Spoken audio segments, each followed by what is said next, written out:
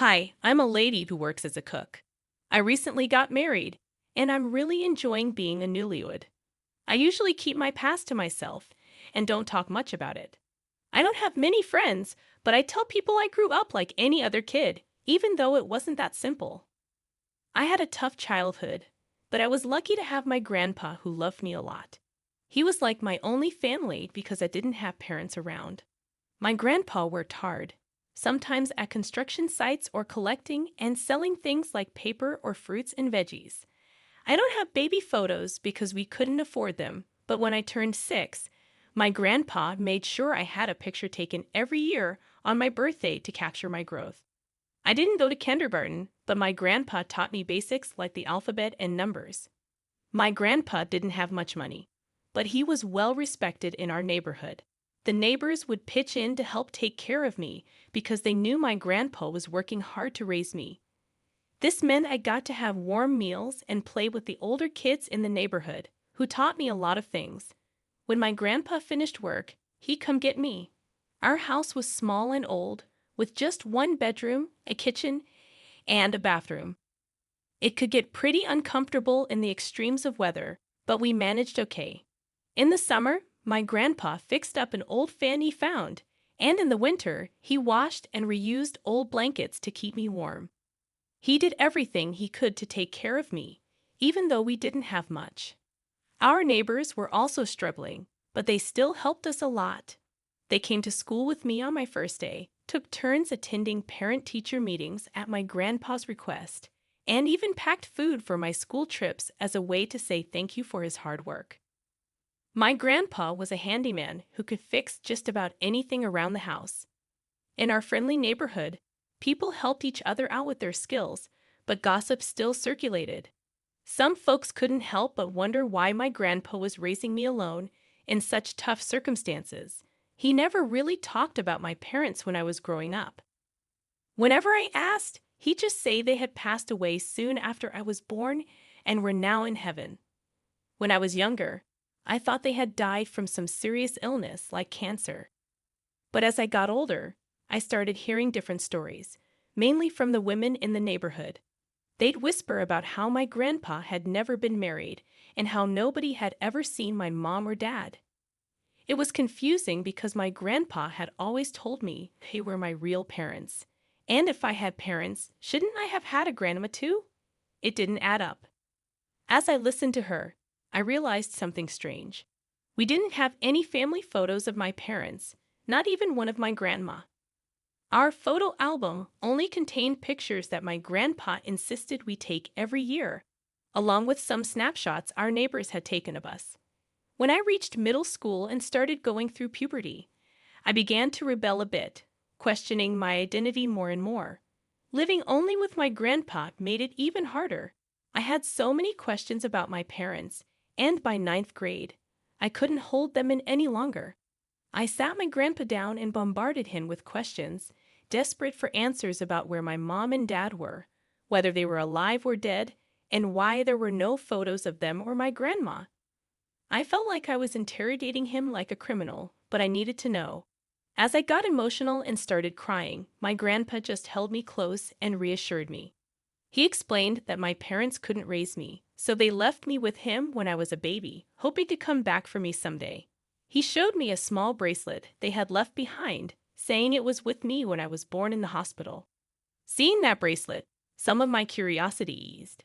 Even though I learned that my parents had abandoned me, knowing that my grandpa loved me and raised me with care was enough. From that day on, I started to find some peace within myself. I began to see a way out of the challenges of puberty. College wasn't an option for me due to our financial situation, and I didn't want to add to my grandpa's burdens, so I made up my mind about my career before even starting high school. "Grandpa," I said, "I want to be a cook. I plan to take career classes during my senior year, earn my cooking license, and find a job right after graduation." My grandpa asked if I was sure I didn't want to go to college, offering to do whatever it took to save up for tuition. I reassured him that cooking was my passion and that I wanted to set things up so he wouldn't feel guilty about it. True to my word, once I reached my senior year of high school, I dove into cooking classes and earned several licenses. I secured a job a month before graduation and received my first paycheck just a week after. With it, I bought some steak to celebrate, though I couldn't afford to dine out. Back home, I surprised my grandpa with the steak and handed him an envelope containing some of my earnings. "This is for you, Grandpa," I said. "It's what's left after buying the steaks." My grandpa was speechless. "Patty," he finally said, "I can't accept this. You worked hard for this money. You should use it for yourself. I can't possibly take it." He insisted, pushing the envelope back toward me. "Grandpa, if you don't take it, I'll leave home. Why should you be the only one doing things for me? I really wanted to give you this money," I threatened, feeling a surge of frustration. Eventually, my grandpa relented, tears welling up as he accepted the envelope. He tucked it into a book he enjoyed reading. Sharing that steak meal in the place I'd always called home felt incredibly special. For the first time in my life, I felt proud to do something for my grandpa. We chatted happily as we ate, until a knock interrupted us. Who could be knocking at this hour? My grandpa wondered aloud as I went to answer the door. To our surprise, 2 police officers stood there. "Is Richard O'Leary here?" they asked, and I confirmed that he was my grandpa. "And you must be Patty Rowland?" they inquired, and I affirmed that too. "Both of you need to come with us to the police station," they stated matter-of-factly. When I asked why, they informed us, "Mr. O'Leary is being accused of kidnapping a child. You both need to come with us." I was stunned. Kidnapping. I couldn't fathom why my grandpa was being accused of such a heinous crime. I protested that he wasn't that kind of person, but the police insisted we accompany them. That night, my grandpa and I found ourselves in a police car, headed to the station. Despite the gravity of the situation, my grandpa remained oddly calm. We waited in a designated area until eventually, the police returned with some other individuals accompanying them. A woman in her 50s entered the room, accompanied by a couple holding hands. She approached us, pointing accusingly at my grandpa. "That's him. He's the one who kidnapped the president's daughter." She exclaimed loudly, shocked and confused. I demanded answers. "What do you mean? Who did my grandpa supposedly kidnap?" I shouted back at her. The police intervened, trying to calm both the woman and me down. Behind the shouting woman, the couple stepped forward, and the woman addressed me with tears in her eyes. "Are you Patty?" she asked, and I awkwardly nodded in response. Suddenly, she embraced me and burst into tears. "Patty, it's Mom. I'm your mother." Her words hit me like a bolt from the blue. I was stunned and bewildered, but my grandpa's composed demeanor added to my confusion. He stood up calmly and addressed her. "So, you've finally returned. Only now. Are you okay?" The woman in her 50s scoffed, accusing my grandpa of kidnapping. I vehemently protested his innocence, while the couple watched on, clearly perplexed. The woman in her 50s went on to explain that a couple had visited her orphanage, claiming they had left their baby there and had now returned to reclaim their child. They left behind a letter stating their intention to return for the child, along with hospital paperwork. I was about 3 or 4 at the time. However, despite searching through records and adoption papers, we found nothing about the child. Then, a distant memory surfaced. There was a child who went missing years ago, causing a major commotion. Despite reporting to the police and filing missing child reports, she was never found. I recalled an old man who used to work at the orphanage abruptly quitting around that time. He had been overly attentive to the children, and I had considered firing him before he vanished. Could he have been involved in kidnapping a child from the orphanage, leaving behind a distraught woman? We underwent DNA testing as my grandpa calmly observed the couple. He asked the police, "Are they truly Patty's parents?" The police insisted we wait for the results. Then, my grandpa pleaded with the officers, offering to stay in jail if necessary, but asking for the chance to tell his side of the story. Grasping the officer's hands, he began to speak. The police acknowledged his right to defend himself. Grandpa agreed to share his story once the DNA confirmed the couple's parentage. Reluctantly, the police consulted the couple, who agreed to the arrangement if it meant hearing the truth. While awaiting the DNA results, my grandpa remained at home under recognizance, and I continued my routine going to and from work. 2 days later, the DNA results came in, showing a 99.99% match. After 20 years, I finally met my parents. Hearing the news, I was overcome with a strange mix of emotions. Tears streamed down my face uncontrollably, but my parents embraced me, soothing my sobs.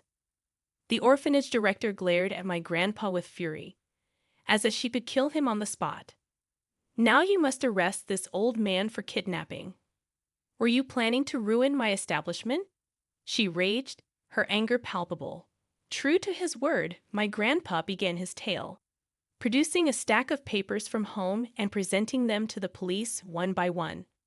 "It's true that I worked as a janitor at the orphanage, not far from where I live now," he began. "One morning, I arrived early to find a young child sleeping outside the orphanage, curled up in a ball.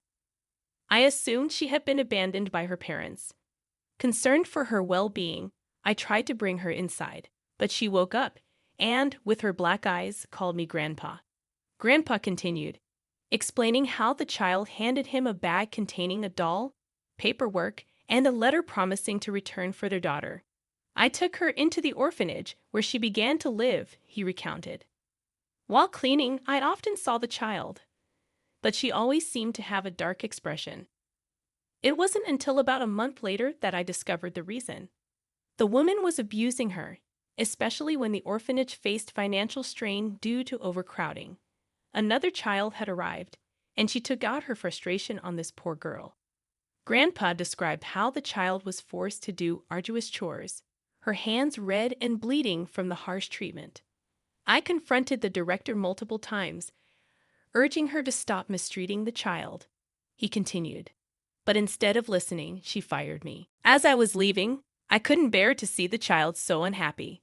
That's why I did what I did," my grandpa explained, his voice tinged with remorse. He recounted how he had taken me in after witnessing the neglect and abuse I suffered under the orphanage director's care. "The director didn't even bother to read the documents in the bag," he continued, "neglecting her duties and subjecting me to abuse. That's why I took Patty in, to protect her and raise her as my own granddaughter." After his revelation, the police and I were left in a state of uncertainty. The orphanage director, however, remained defiant, accusing my grandpa of fabricating stories to tarnish her reputation. "I'll sue you for slander," she threatened, her voice dripping with venom. The police pressed my grandpa for evidence to support his claims. With confidence, he mentioned a former employee, Mrs. Cumberland, who could attest to the abuse. While we awaited Mrs. Cumberland's testimony, I was speechless, grappling with the truth unfolding before me. In the late afternoon, Mrs. Cumberland arrived at the police station, armed with photographs she had taken of my injured hands and other signs of abuse. My parents, upon seeing the evidence, were overcome with emotion. The undeniable proof left the orphanage director cornered, and my parents wasted no time in announcing their intention to sue her for her crimes. Despite her pleas for forgiveness, she was arrested and charged with child abuse. That night, my grandpa and I returned home, the weight of the day's revelations heavy on our minds. From my parents, I learned the heartbreaking truth. They had left me at the orphanage due to financial hardship, hoping to reclaim me once they were stable. When they finally returned, they discovered I was missing and unregistered. Only recently did they learn of the possibility that my grandpa had taken me in. Although their actions couldn't be excused, my parents found solace in the fact that they had finally found me after years of searching. They faced repercussions for abandoning me, but now they sought to alleviate their guilt. I harbored no resentment toward my parents. I was simply eager and anxious to finally meet them. Nor did I hold any blame toward my grandpa, who had saved me and showered me with love and care during my time with him. His unwavering support was the reason I couldn't hate my parents. I assured them that I understood their circumstances and expressed gratitude for their efforts to find me. As my mom hugged me, tears streaming down her face, she knelt before my grandpa. Without him, I wouldn't have had such a wonderful upbringing, she acknowledged. Despite his protests, my parents insisted on taking care of him and urged us to live together as one family. Eventually, we moved in with my parents, but the adjustment wasn't easy, as we had spent more time apart than together.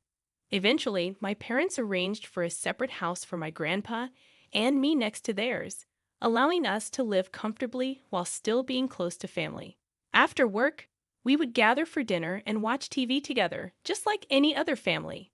After I got married, my parents invited my grandpa to live with us, and we seamlessly merged into one big family. Meanwhile, my parents pursued legal action against the orphanage director, adamant that they couldn't forgive her.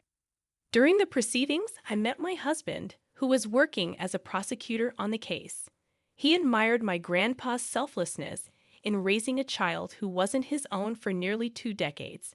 It made me reflect on whether I could have done the same in his shoes. I hold my grandpa in the highest regard and wish him a long and healthy life. Thank you all for listening to my story. Your support and comments mean a lot to me. Wishing you all a day filled with happiness and good fortune.